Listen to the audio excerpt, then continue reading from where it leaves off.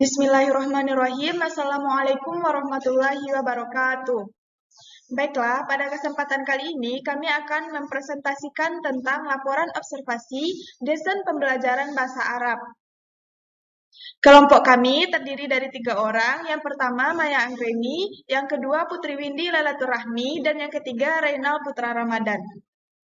Baik, pembahasan kami kali ini yaitu tentang alur tujuan pembelajaran atau ATP dan modul bahan ajar. Pendahuluannya, alur tujuan pembelajaran atau ATP dan modul bahan ajar merupakan dua elemen penting dalam proses pendidikan yang saling melengkapi. ATP adalah rencana sistematis yang dirancang untuk membimbing peserta didik mencapai tujuan pembelajaran dengan langkah-langkah yang terstruktur. Sementara itu, modul bahan ajar merupakan sarana yang digunakan untuk menyampaikan pembelajaran dengan lebih terstruktur dan terorganisir. ATP menjadi landasan utama dalam perencanaan pembelajaran, menguraikan langkah-langkah yang perlu diambil untuk mencapai tujuan pembelajaran tertentu. Dengan adanya ATP, proses pembelajaran menjadi lebih terarah dan efektif. ATP juga memudahkan pengajar dalam mengevaluasi kemajuan peserta didik serta mengidentifikasi area-area yang perlu ditingkatkan. Sementara itu, modul bahan ajar berperan sebagai media yang memfasilitasi penyampaian informasi secara terstruktur. Modul ini berisi materi pembelajaran, tugas, dan aktivitas yang mendukung pencapaian tujuan pembelajaran. Dengan menggunakan modul, peserta didik dapat belajar secara mendalam mengikuti alur pembelajaran yang telah dirancang.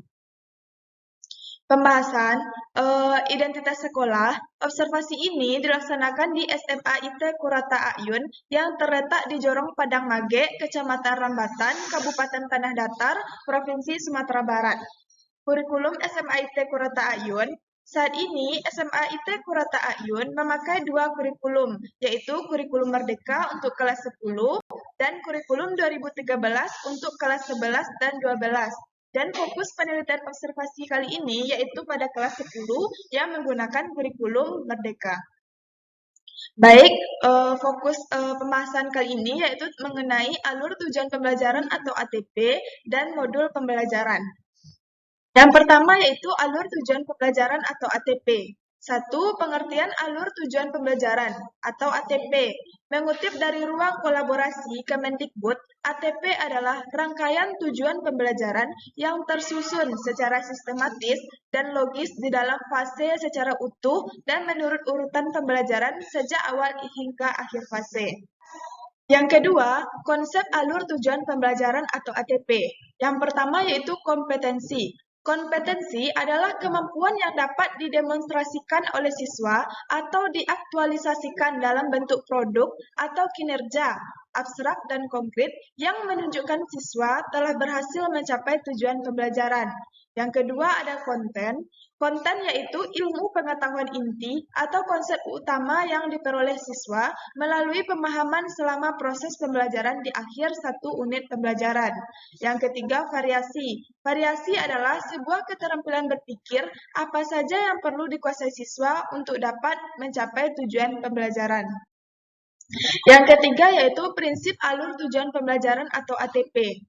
Yang pertama ada sederhana dan informatif, yang kedua esensial dan kontekstual, yang ketiga berkesinambungan, yang keempat pengoptimalan 3 aspek kompetensi, yang keempat merdeka belajar, yang kelima operasional dan aplikatif, dan yang terakhir yaitu adaptif dan fleksibel. Baik, yang keempat yaitu komponen dokumen alur tujuan pembelajaran ATP. Ada 3, yang pertama informasi umum, yang kedua rasional, dan yang terakhir yaitu capaian pembelajaran. Selanjutnya, tentang modul pembelajaran yang pertama, pengertian modul pembelajaran menurut para ahli. Pertama, yaitunya menurut Winkel, modul pembelajaran adalah suatu program kecil yang bisa dipelajari oleh siswa secara mandiri. Yang kedua, menurut Nana Sujana, modul pembelajaran sebagai satu paket program pembelajaran lengkap dan tersusun rapi yang mengandung berbagai komponen penting. Yang ketiga, menurut Anwar, modul merupakan bahan ajar yang dibuat dengan sistematis, di mana isinya dikemas secara komprehensif, serta terdapat modul evaluasi. Yang keempat, menurut Wijaya, modul pembelajaran adalah suatu satuan dari kegiatan belajar yang dibuat secara sistematis dan terencana dengan tujuan untuk kepentingan belajar. Dan yang terakhir yaitunya menurut Febrianto, modul pembelajaran adalah suatu paket pembelajaran yang bertujuan supaya para peserta didik dapat menguasai unit-unit pembelajaran. Yang kedua yaitunya ciri-ciri modul pembelajaran. Yang pertama, self-instructional. Yang kedua, self-contained. Yang ketiga, stand-alone. Yang keempat, adaptive. Yang kelima, user-friendly. Yang keenam, consistent. Yang ketiga, fungsi modul pembelajaran. Yang pertama, yaitunya sebagai pengganti tenaga pendidik. Bahwa modul pembelajaran akan memberikan pembelajaran yang terstruktur. Yang kedua, bahan ajar mandiri. Modul pembelajaran berfungsi supaya peserta didik dapat belajar secara mandiri. Yang keempat, yaitunya alat evaluasi. Selain untuk mengajar, modul juga dapat digunakan untuk melakukan evaluasi terhadap pemahaman siswa. Maksudnya adalah tenaga pendidik dapat melihat apakah para peserta didik sudah meningkat pemahamannya dengan menggunakan modul pembelajaran atau bukan. Yang kelima, yaitunya bahan rujukan. Modul juga dapat dijadikan bahan rujukan, karena di dalamnya terdapat penjelasan rinci dan juga keterangan-keterangan tambahan. Selain itu, sifat dari modul itu sendiri yang harus berkualitas, karena dibuat berdasarkan literatur yang terpercaya. Yang keenam, cara membuat modul pembelajaran. Yang pertama, yaitunya membuat cover modul pembelajaran. Yang dimana di dalam cover modul pembelajaran ini terdapat yang pertama, nama mata pelajaran, kedua, identitas penulis, yang ketiga, target pembaca, dan yang terakhir yaitunya instansi yang merilis modul. Yang B, menyusun kerangka modul. Di dalam menyusun kerangka modul terdapat beberapa bagian. Yang pertama, tujuan umum dan tujuan khusus. Yang kedua, soal evaluasi.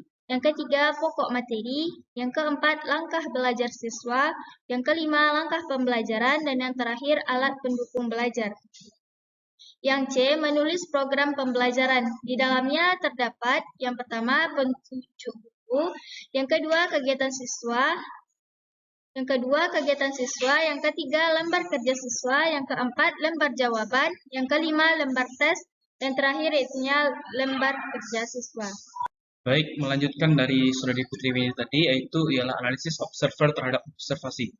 Berdasarkan analisis observasi wawancara pada kepala sekolah, Ustazah Fitri Yeni, dan guru bahasa Arab, Ustaz Hidayatul Akmal di SMA IT Qurrata Ayun, membuahkan hasil bahwasannya kurikulum yang dipakai di SMA IT Qurrata Ayun adalah kurikulum merdeka untuk kelas 10 dari kurikulum 2017 untuk kelas 11 dan 12. Pihak sekolah menyebutkan bahwasanya pelaksanaan kurikulum merdeka baru diterapkan pada kelas 10 karena sekolah masih dalam tahap percobaan dan sekaligus melihat kelemahan dan kelebihan dari kurikulum ini. Untuk desain pembelajaran dan perangkat pembelajaran di SMA IT Qurrata Ayun khususnya kelas 10 ini sudah sangat mumpuni dalam pembelajaran dan perangkat pembelajaran di kurikulum mereka. Di mana di dalamnya terdapat pencapaian pembelajaran CP, tujuan pembelajaran atau OTP, alur tujuan pembelajaran atau ATP, modul ajar dan kriteria ketercapaian tujuan pembelajaran atau KKTP. Untuk profil pembelajarannya pun sudah sesuai dengan kurikulum merdeka, di mana profil pembelajar SMA IT Qurrata Ayun ini yaitu profil pembelajaran Pancasila yang ingin dicapai yaitu beriman, bertakwa kepada Tuhan Yang Maha Esa dan berakhlak mulia, berkebinekaan global, mandiri gotong royong, bernalar mandiri dan kritis. Sedangkan untuk profil pembelajaran rahmatul lil alamin, usaha dicapainya yaitu dengan ta'addub, tawassus, tatawur, wa ibtikar, dan lainnya. Dari segi penggunaan media SMA IT Qurrata Ayun sudah sangat maju sesuai dengan keinginan kurikulum merdeka. Media yang digunakan antara lain LCD atau proyektor, komputer atau laptop, printer, alat pendengar suara, dan jaringan internet. Sumber belajarnya pun sudah sangat beragam, mulai dari lembar kerja peserta didik, di laman e-learning, e-book, bacaan dan YouTube, dan sebagainya. Serta model pembelajaran yang diterapkan tergolong aktif, yaitu inquiry-based learning dan tanya jawab, serta diskusi. Jadi, dapat disimpulkan bahwa SMA IT Qurrata Ayun sudah sangat layak dalam pelaksanaan kurikulum merdeka belajar khususnya di kelas 10. Jadi kesimpulan yang dapat kita ambil dari ATP dan modul ajar ini ialah alur tujuan pembelajaran atau ATP dan modul bahan ajar merupakan dua aspek yang sangat melengkapi dan esensial dalam proses pendidikan. ATP memberikan kerangka kerja yang terstruktur untuk mencapai tujuan pembelajaran, sementara modul bahan ajar menyediakan sarana konkret dan menyampaikan materi pembelajaran dengan lebih terorganisir. Penggunaan ATP membantu pengajar merencanakan pembelajaran secara sistematis, memastikan bahwa setiap langkah yang diambil memiliki tujuan yang jelas dan diukur, dan sebaliknya, modul ajar memberikan panduan konkret pada peserta didik, memungkinkan mereka untuk belajar secara mandiri dan mengikuti alur yang telah diterapkan. Baik, mungkin itu sekian dari presentasi kelompok kami tentang ATP dan modul ajar. Mohon maaf atas segala kesalahan dan kekurangan, karena kesempurnaan hanya milik Allah Subhanahu wa Ta'ala.